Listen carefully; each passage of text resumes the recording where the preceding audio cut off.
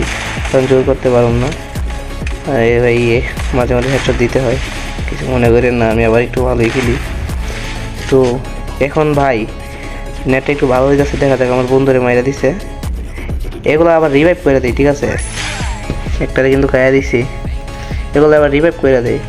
এরকম প্লেয়ার মানে কিছু বুঝে না গেম প্লে, এই যে রিভাইভ করে দিচ্ছে, কেমনটা লাগে এখানে অস্থির খেলতে হবে ভাই, সব কি